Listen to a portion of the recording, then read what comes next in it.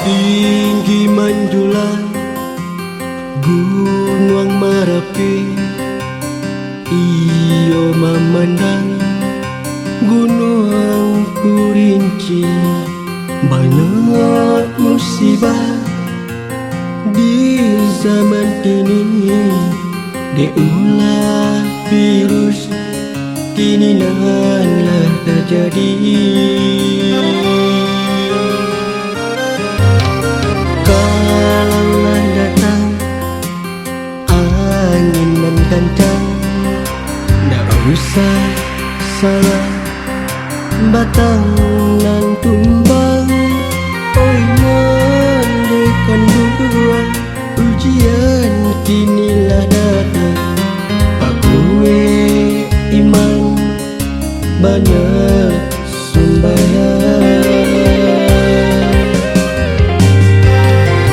Bersama kita berdoa kanan kuasa, boleh hilang virus di negariku.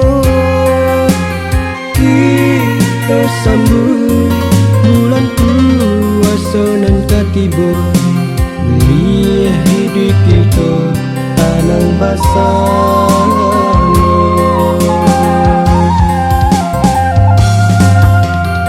Ya Allah ya Rabbi, lindungilah kami dari virus yang terjadi. Ya Allah ya Rabbi, terima doa kami supaya hilang virus ada di bumi.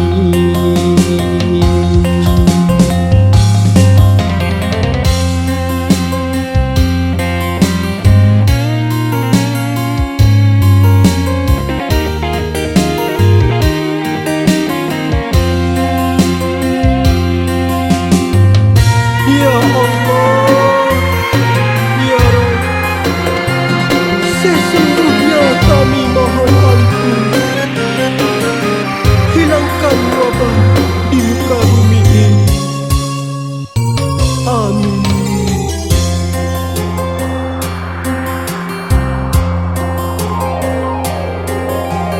Kalaulah datang angin nan kencang, tak usah salah batang nan tumbang. Oi mandekan dua ujian kinilah datang. Pakue iman banyak sumbayang. Bersama kita berdoa kanan kuasa, boleh hilang virus di negariku. Kita sambut bulan puasa nan ketiba, boleh hidup kita tanang basah.